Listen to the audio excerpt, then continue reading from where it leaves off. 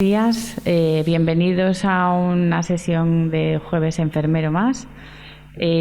Hoy tenemos con nosotros a Sonia Herrero Martín y a Estefanía Cabellos Moratilla, que nos van a presentar la guía práctica de medicación parenteral en hemostasia.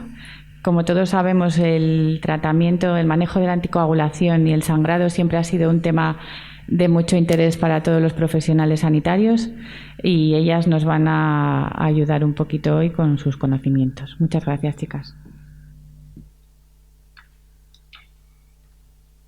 Pues vamos a bajar aquí. Hola, buenos días. Gracias por tu presentación.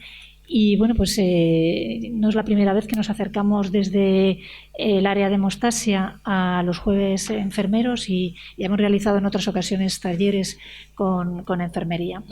Y en esta ocasión pues lo volvemos a hacer y tampoco es la primera vez que lo hago con Estefanía Cabellos, que ya hace unos años hicimos ya un taller, en ese caso de tratamiento anticoagulante.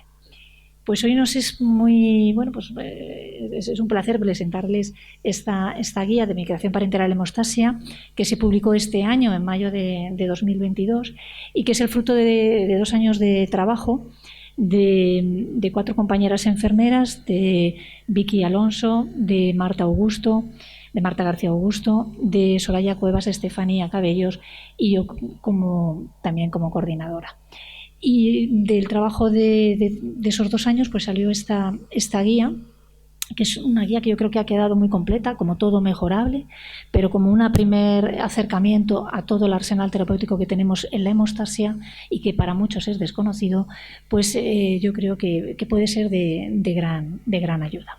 Y esta es nuestra guía, que os la presentamos en formato digital, pero que también la tenemos hecha en formato impreso.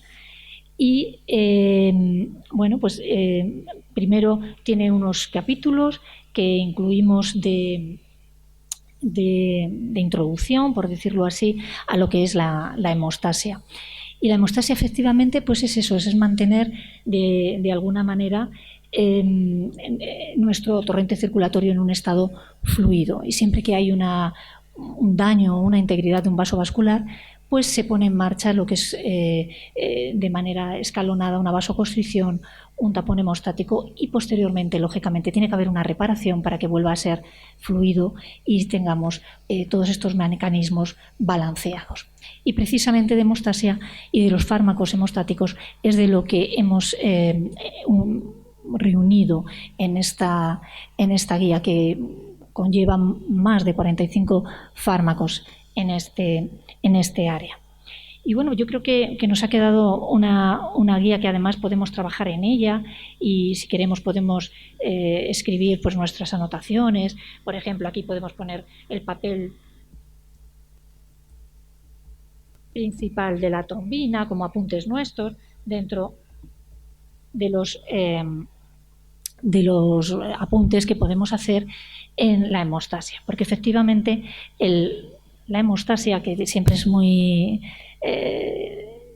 aburrida a veces de estudiar porque siempre se olvida, pues tenemos que recordar que este modelo celular ya del 2001 es el actualmente vigente. Es un modelo celular en que efectivamente una vez que hay una lesión de un vaso, el factor tisular entra en contacto con la célula endotelial y a partir de ahí se genera una serie de mecanismos que no vamos a entrar en ellos, pero sí que se forman unas pequeñas trazas de trombina o factor 2 de la coagulación que posteriormente se amplificará esa señal ya en la superficie plaquetar y junto con otros factores de coagulación dará lugar a la propagación y finalmente a un coágulo estable de fibrina.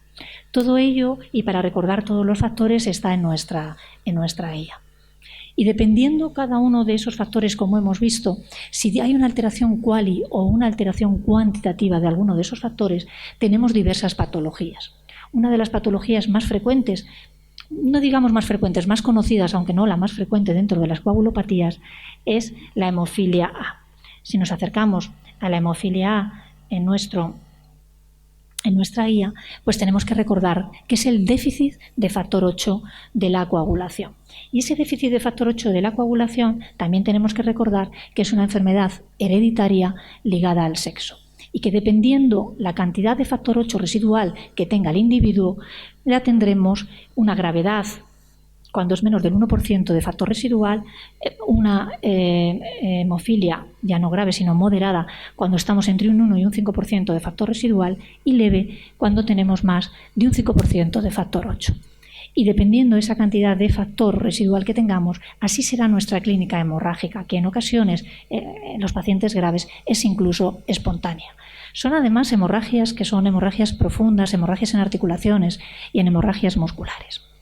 Y las guías hoy día nos dicen que el mejor tratamiento para un paciente con hemofilia es precisamente el tenerle en un tratamiento profiláctico, que eso supone, hasta el día de hoy, aunque efectivamente hay muchos cambios en hemofilia, supone el tratamiento de manera periódica y repetida con un factor 8 intravenoso comercial, lo cual supone para todas esas familias pues efectivamente una importante sobrecarga. También para el paciente tiene que educarse en ello para administrarse este factor, porque recordar que los pacientes con hemofilia se ponen ellos mismos el factor. Y por lo tanto ese tratamiento profiláctico es el habitual, pero en algunos casos, cuando son pacientes más leves, optamos por un tratamiento que se llama a demanda. ¿Y qué quiere decir eso?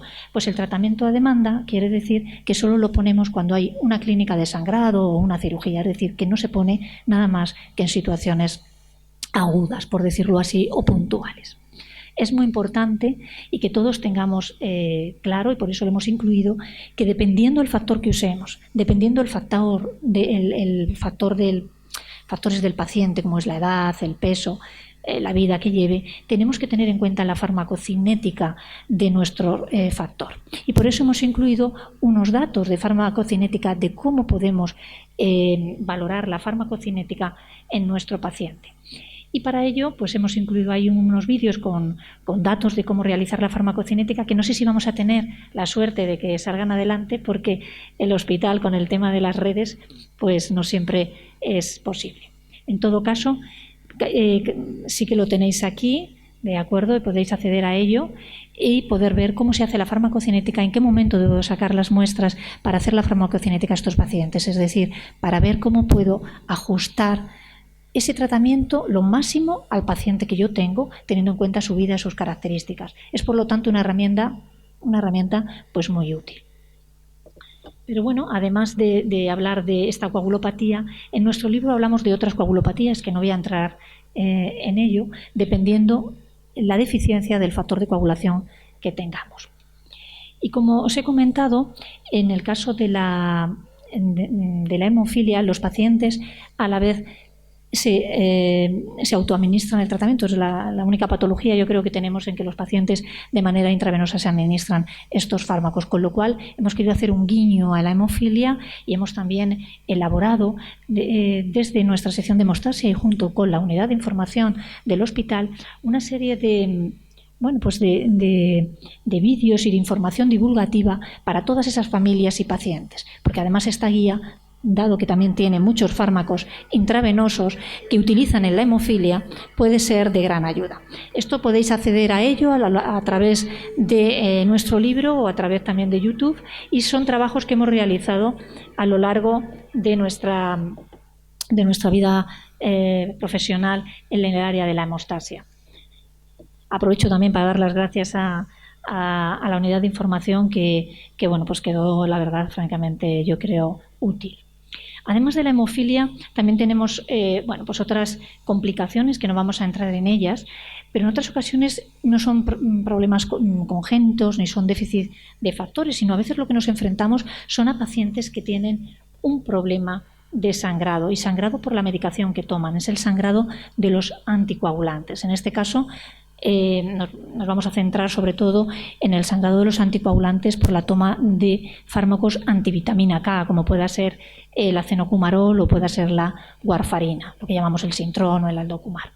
Y como veis, los concentrados de complejo protombínico son de gran ayuda en las hemorragias de estos pacientes, porque efectivamente estos anticoagulantes no tienen una diana concreta, sino que actúan sobre diferentes factores, el 2, el 7, el 9 y el 10. Y los concentrados de complejo protombínico, efectivamente, donde van a actuar es en estos factores. Sobre el complejo protombínico nos va a aportar el factor 2, el 7, el 9 y el 10. Y con eso vamos a poder revertir el efecto de estos fármacos antivitamina K y lograr que con ello ceda el sangrado. Efectivamente, además, los complejos protombínicos los utilizamos no solamente en el sangrado por antivitamina K, a veces porque lo queremos revertir de cara a una cirugía, a veces lo utilizamos en hepatópatas, a veces lo utilizamos en sangrado masivo, a veces lo hemos utilizado en sustitución por el plasma, porque tiene una serie de características los concentrados de complejo protombínico que pueden hacerlo más atractivo que el plasma en algunas situaciones, porque tienen un volumen de administración mucho más bajo, son cada viales de 20 mililitros, porque además es una disponibilidad rápida, no necesita de ser descongelado, no necesitamos hacer pruebas de grupos sanguíneos y también son fármacos pues, muy seguros con inactivación viral, es decir, que tiene una serie de ventajas que hace que en algunas ocasiones lo podamos utilizar con preferencia frente al plasma. Recordar que cuando nosotros usamos los complejos protombínicos para un paciente consangrado por una antivitamina K, siempre deberemos ajustar ese tratamiento dependiendo del peso y también de un valor de coagulación que llamamos el INR, es decir, de cómo la intensidad de tratamiento que tenga ese paciente. Y ajustaremos ese complejo protombínico al peso, al INR y siempre, ya os digo, recordar que a la vez que este tratamiento deberemos administrar vitamina K.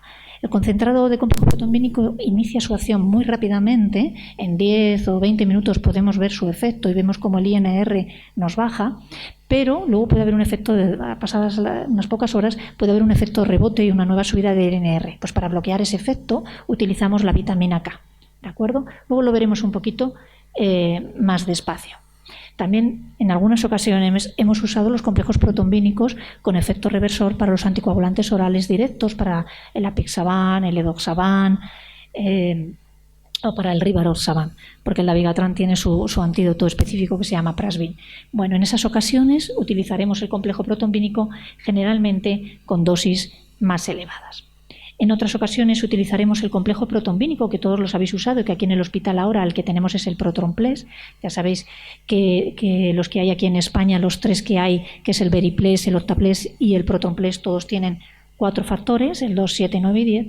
Pues en algunas ocasiones lo podemos utilizar para aquellos pacientes que tienen déficit congénitos de alguno de esos factores, cuando no hemos tenido el factor en concreto que necesitamos. Con lo cual el complejo protombínico, seguro que muchos de vosotros lo habéis usado, es interesante saber sobre ello, por lo tanto, y bueno, luego vamos a verlo un poquito más despacio.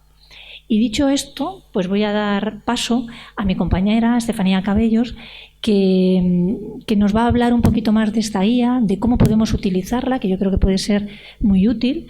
Y bueno, nos va también a comentar algún caso práctico para que bueno, pues todo esto que os he comentado lo pongamos digamos, pues así en la práctica, vaya. ¿Vale? Así que muchas gracias, Estefanía, por estar aquí con nosotros y vamos allá.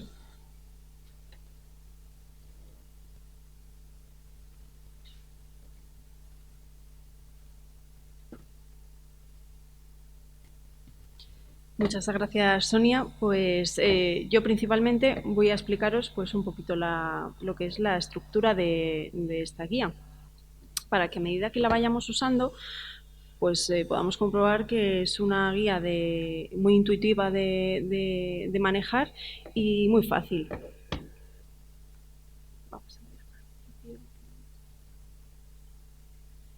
Bueno, la recopilación de estos fármacos quiere servir de apoyo a todos aquellos profesionales con inquietudes y dudas sobre los mismos. Entonces, nuestro principal objetivo pues, es dar seguridad al profesional no especializado y a aquellos pacientes y sus familias pues, que se autoadministran su terapia intravenosa pues, desde la infancia.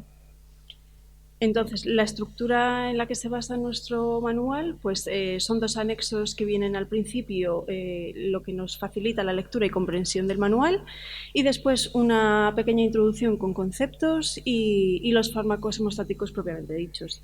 Entonces, las siglas realmente son abreviaturas que podemos ver, que algunas conoceremos, como son ACO, anticoagulantes orales, CCP, concentrado de complejo protomínico, TT, tiempo de trombina, y otras que quizás desconocemos más y que sí que tenemos que consultar, como es BHK, células renales de crías de hámster, porque no estamos tan acostumbrados a usarlo en nuestra práctica diaria. Los símbolos son, digamos, dibujos que describen ciertas características de los productos del manual y los hemos querido resumir en una tabla. Cada uno de ellos nos describe, pues por ejemplo, tenemos una doble cadena de ADN que nos dice que es un factor de origen recombinante. Tenemos el símbolo de un bebé, si queremos buscar rápidamente en una ficha si ese fármaco tiene dosis pediátrica, si es apto para población pediátrica o si es apto para embarazadas. Tenemos la posología, presentación y conservación del fármaco. Como vemos aquí en una ficha, que en este caso es FANDI, podemos ver aquí a la derecha pues varios simbolitos, que uno nos dice pues que FANDI es un complejo de factor 8 de coagulación y factor von Willebrand de vida media estándar. En la parte de la posología buscamos rápidamente esa carita del niño que nos dice que es dosis pediátrica. El índice está estructurado pues, en una pequeña introducción donde, como nos ha comentado la doctora Herrero, hablamos de conceptos de manera práctica y sencilla que podemos consultar en cualquier momento para aclarar cualquier duda que nos surja sobre cualquiera de los conceptos o simplemente si queremos ampliar información. Y después pues, podemos encontrar más de 45 fármacos que están listados por orden alfabético por nombre comercial. Y pues en cuanto a la introducción no me extiendo más porque ya lo ha explicado Sonia y nos metemos en los fármacos parenterales. Y para ello la mejor forma es explicaros cómo es una ficha. Tenemos 2 partes, una parte más teórica y otra parte más práctica. En la cara teórica vamos a estructurar la ficha en 3 partes. En la parte superior podemos encontrar el nombre del producto, el nombre comercial, las propiedades farmacológicas, los símbolos que os he explicado antes. En la parte inferior encontramos las indicaciones del producto, aplicaciones del fármaco y grupos de edad para los que está indicado y la posología, es decir, el cálculo de dosis requerida en función del peso. Las dosis de los fármacos, la mayoría están registrados en una tabla resumida, tablas específicas para dosificación, pues en función del grado de hemorragia, de cirugía.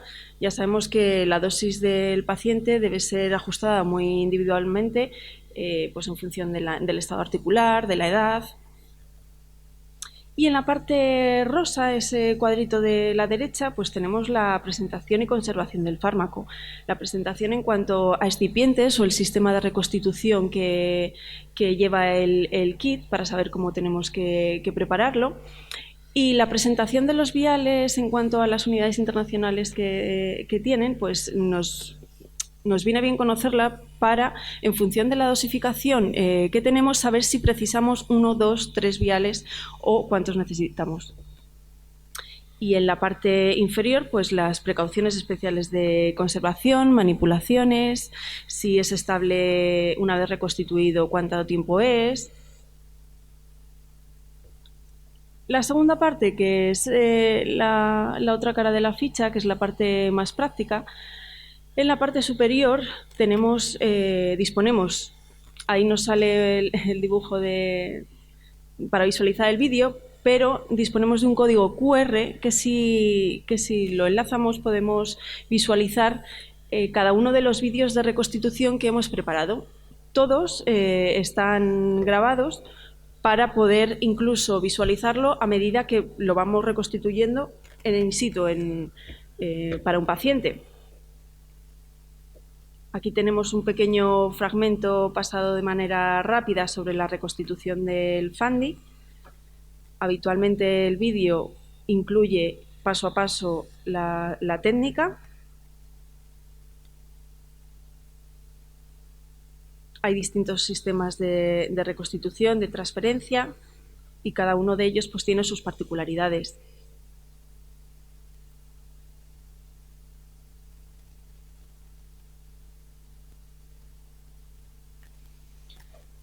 No obstante, tenemos descritos paso a paso cuál es el paso detallado hasta finalizar la infusión, tanto la velocidad de infusión como si hay que tener alguna precaución especial y las vías de administración. Es muy importante la trazabilidad, es decir, registrar la administración, lote, verificar origen, lo que da seguridad al paciente y al profesional. Y para finalizar, en la parte inferior, pues encontramos advertencias y precauciones especiales, incompatibilidades, reacciones adversas y aspectos que tenemos que tener en cuenta a la hora de infundir el factor. Y para continuar y que sea más dinámico y podamos comprender un poco más el manejo de estos factores, vamos con un par de casos clínicos. Vale, pues nada, hemos preparado un par de casos clínicos que son, yo creo, bueno, pues que nos pueden entrar por la urgencia cualquier día que estamos de guardia. En este caso es un señor de 75 años, está anticoagulado con el azocumarol, el Sintrón, recordamos que es una antivitamina K, y bueno, pues por una fibrilación auricular. Y acude al servicio de urgencias pues por un cuadro de melenas, por un sangrado digestivo. Por resumir, en la analítica pues encontramos una hemoglobina de 5.9, el paciente se nos ha anemizado de manera brusca e intensa, y en su coagulación encontramos el dato del INR, como hemos dicho. El INR no es más que el tiempo de protombina del paciente por el tiempo de protombina control elevado a un índice internacional, y es precisamente el INR el que se utiliza para los pacientes con antivitamina K. Pues bueno, como normalmente para una fibrilación auricular los pacientes deben de estar entre un INR entre 2 y 3. Es decir, que este paciente que tiene un INR de 7, pues efectivamente está fuera de su rango terapéutico. Y bueno, pues el paciente, pues os adelanto que pesa 85 kilos. Con lo cual, pues bueno, pues hemos decidido que este paciente como mínimo le vamos a transfundir 2 concentrados de Matías, ya veremos si termina transfundiéndose un tercero. Como os he comentado antes, siempre y mientras vamos haciendo el siguiente paso terapéutico para poner, por decirlo así, el complejo protombínico, hay que poner la vitamina K. Normalmente vamos a administrar 10 miligramos de vitamina K intravenosa a este paciente mientras nos llega el concentrado de complejo protombínico. Ahora nos explicará algunas cositas más Estefanía sobre la vitamina K. Y el complejo protombínico, como vosotros sabéis, lo ponemos dependiendo del peso del paciente y de la intensidad de anticoagulación que tiene este paciente. En este caso, con un NR de 7, pues normalmente ponemos pues dosis altas. Es verdad que por ficha técnica las dosis son elevadas, pero luego la verdad es que la práctica habitual aquí en nuestro centro, en otros muchos centros, nos manejamos con pues aproximadamente entre 15 y 25 unidades internacionales pondríamos de complejo protombínico por kilo. Pero cuando los sangrados son a nivel del sistema nervioso central, entonces intentamos poner más unidades por kilo. A lo mejor llegamos a las 40 o 50 unidades por kilo. En el caso de este paciente, recordar que tiene un IR de 7, lo cual también pues hace que pues pongamos siempre más unidades, ¿de acuerdo? En este caso pues hemos optado por poner 4 viales. Y bueno, pues ahora sobre cómo lo debemos de poner y cómo lo debemos de administrar nos lo va a comentar Estefanía. Bueno, nuestro paciente presenta melenas e INR de 7 en tratamiento con Sintrón, anticoagulante, antivitamina K. Entonces hay que retirar el anticoagulante y administrar la vitamina K, el conaquión que conocemos, previo al concentrado de complejo protombínico. ya que el efecto en este caso el Protonplex, persiste durante 6-8 horas, si no lo administramos asociado, produce un efecto rebote elevando nuevamente el INR. Entonces, de esta manera, pues nos aseguramos la administración única del fármaco. El Conaquion pues, está indicado en la prevención y tratamiento de hemorragias debidas a hipoprotonvinemia grave causada por sobredosificación de anticoagulantes orales antivitamina K, hipovitaminosis K, que pues, por problemas de absorción o síntesis, y prevención y tratamiento de la enfermedad hemolítica del recién nacido. La presentación de la vitamina K son ampollas de 2 y 10 miligramos y en nuestro paciente pues, utilizaremos una dosis de 10 miligramos diluido en 50 mililitros de suero fisiológico y se pasa en 30 minutos. El inicio del efecto intravenoso es entre 1 y 3 horas, con un máximo de 12 y 14. Más horas. 6 horas. Para después administrar Protonplex. El Protonplex pues, es un complejo de protonvina humana de los factores de coagulación 2, 7, 9 y 10 y se utiliza para tratar y prevenir hemorragias en la deficiencia adquirida o congénita de factores de coagulación dependientes de la vitamina K, en nuestro caso adquirida por antagonistas como es el Sintron, y necesitamos una corrección rápida de esta deficiencia. En estos casos usamos dosis de 25-50 unidades. Reservamos las dosis más altas, como ha comentado la doctora Herrero, para hemorragias intracaneales y anticoagulantes directos como el Pradaxa. Para nuestro paciente necesitamos una dosis de 4 viales, 2.125 unidades, que se resumirían en 4 viales porque la presentación del Protonplex es de 600 unidades. Tiene un sistema triple de transferencia, es decir, tiene el vial del disolvente, el vial del polvo y 3 agujas de una de transferencia, una para aireación y otra para administración. Una vez reconstituido, el producto es estable 3 horas a temperatura ambiente, pero es aconsejable administrarlo nada más reconstituirlo por las propiedades microbiológicas. Y en cuanto a los efectos secundarios que puede tener, pues hay que vigilar el desarrollo de una reacción alérgica, pues hay que vigilar el eritema, el picor, la presión en el pecho, controlar la tensión arterial. Se pueden desarrollar coágulos e inhibidores que se pueden manifestar como una disminución del efecto. Y en cuanto a la reconstitución, es un sistema muy sencillo en el que pues debemos de primero retirar los tapones, los flip que vienen en los viales y desinfectarlo. Cogemos la aguja de transferencia y la inyectamos en el vial del disolvente. Damos una vuelta, invertimos el vial junto con la aguja de transferencia y la inyectamos sobre el polvo. Una vez que todo el disolvente haya pasado al vial del polvo, retiramos la aguja de transferencia y rotamos suavemente hasta la disolución completa de la solución que sea transparente. Insertamos la aguja de aireación para eliminar todas aquellas burbujas que puedan existir y conectamos a la jeringa la aguja para transferencia. Extraemos todo el producto y ya estaría preparado para infundir. La velocidad de infusión no debe superar los 2 mililitros minuto, es decir, cada vial contiene 20 mililitros, por lo tanto debe ser una perfusión de 10 minutos como máximo. Vigilando constantes y vigilando cualquier reacción que pueda tener el paciente.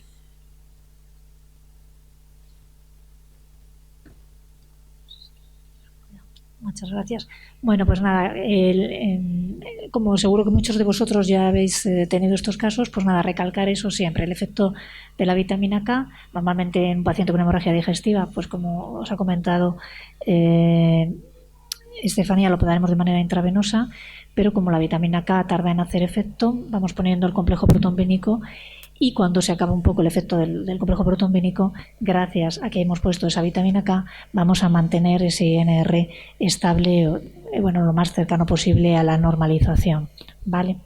Y bueno, este caso es un caso diferente y bueno, pues hemos querido poneros un caso de hemofilia porque muchos de los fármacos, como hemos dicho, que tenemos en esta guía se utilizan tanto en la hemofilia A como en la hemofilia B, que son patologías que, aunque no son tan frecuentes, tienen un gran arsenal terapéutico.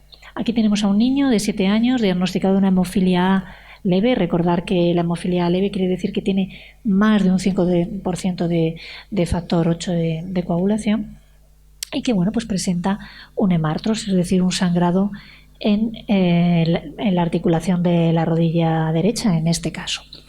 Os adelanto que ese sangrado que tiene la articulación no es a tensión, el paciente presenta sí efectivamente un aumento de volumen, pero bueno, no se encuentra la tensión y esto le ha ocurrido pues tras caída en una bicicleta.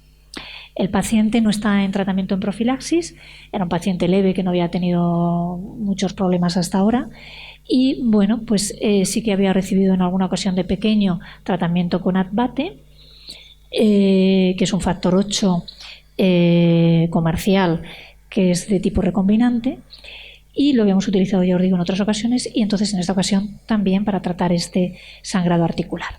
El niño pesa 18 kilos. Perdona.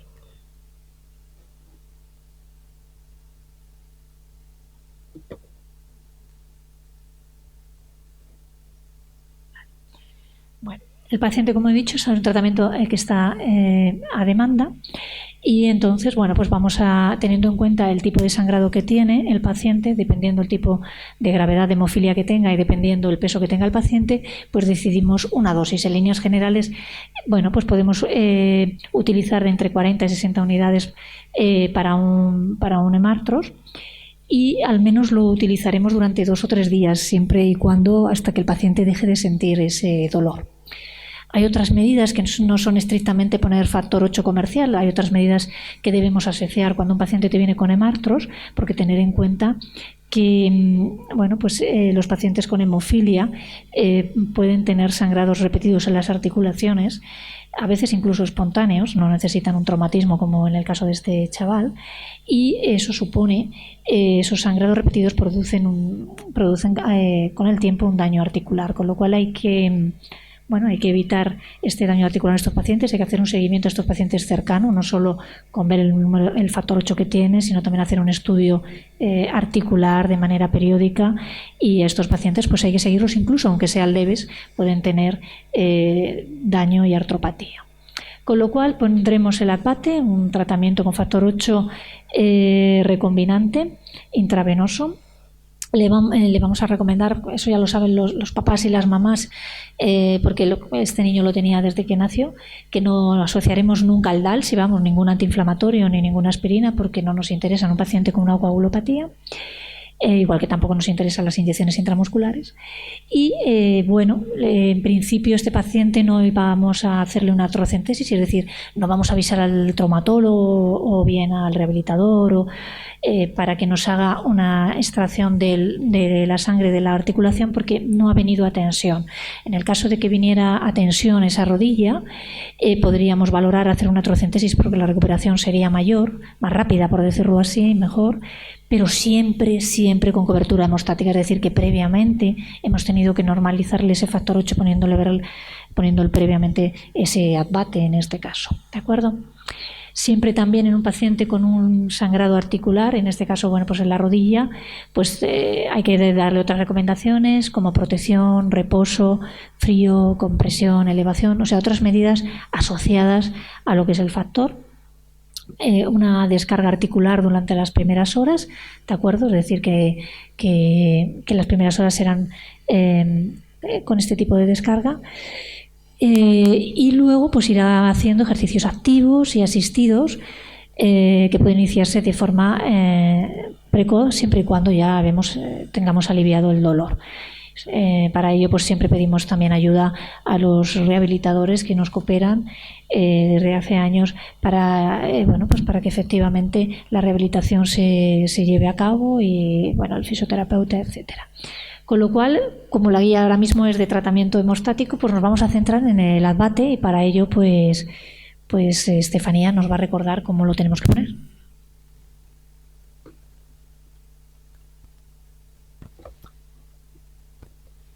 Bueno, ADVATE, que sepáis simplemente que en su producción pues, se introducen genes de factor 8 y factor von Willebrand, pero este último pues, actúa simplemente como estabilizador del factor 8 y finalmente no está presente en el producto. Entonces, es un fármaco que se usa para el tratamiento y profilaxis de hemorragias en pacientes de todas las edades con hemofilia.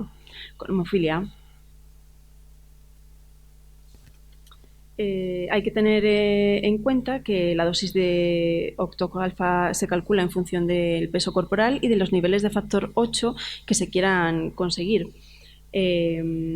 Cada unidad de factor aumentamos 2 unidades nuestro factor 8. Entonces, en este paciente que pesa 18 kilos, queremos un aumento de 30 unidades por kilo y precisamos 540.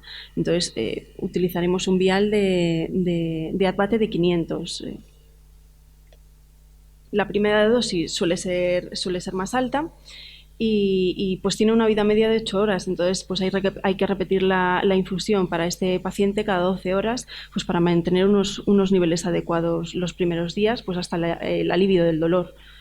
Reduciremos la frecuencia cada 24 horas y lo mantendremos unas semanas para evitar recurrencias. La presentación del ADVATE es de 250, 500 y 1000. Y lleva un sistema de reconstitución Baxjet 3 que es un sistema muy sencillo que lleva todo acoplado, no hay que estar manipulando. La conservación del producto, pues como la mayoría son 3 horas a temperatura ambiente, pero es recomendable pues usarlo inmediatamente para la estabilidad microbiológica.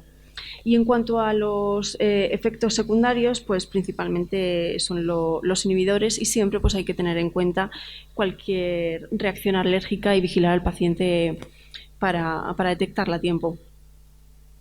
En cuanto a la reconstitución, como os he dicho, es un sistema muy sencillo que viene todo en un set y hay que mantener la parte del disolvente arriba.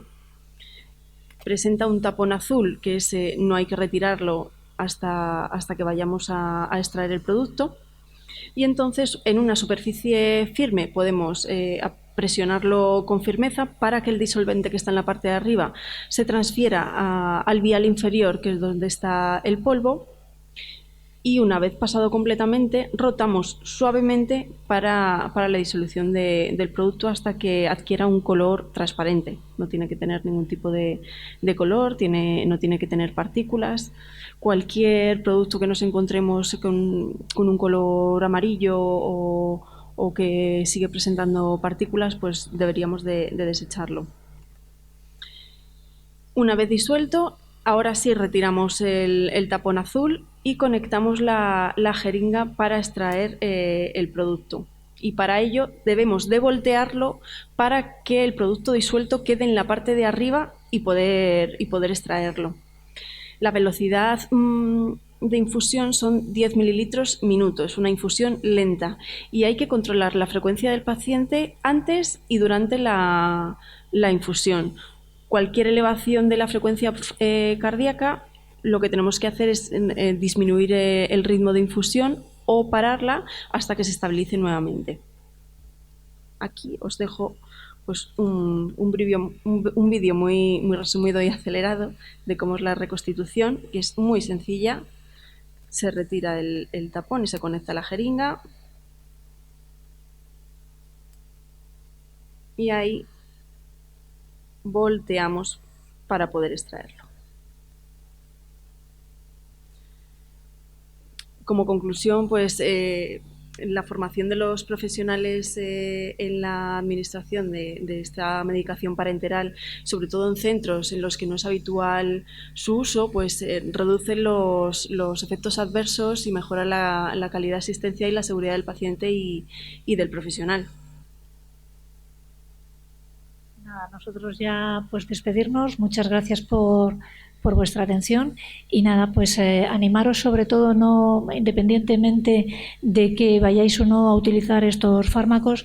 Yo creo que la presentación de hoy va un poquito más allá de ello, que es animar a la gente a que, bueno, pues que hay a veces que nosotros somos un hospital pequeño y somos un grupo pequeño, pero animaros a que bueno, pues que ese trabajo en equipo, ese trabajo, bueno, pues constante, pues luego pues le puede, bueno, pues podemos dar un formato bonito, podemos aprender mucho sobre ello y sentirte, bueno, pues la verdad pues es un trabajo muy satisfactorio. Así que animar a los compañeros a que, bueno, aunque seáis digamos un grupo pequeño, aunque no tengamos muchos medios, pues bueno, siempre se pueden buscar salidas para intentar hacer este tipo de trabajos que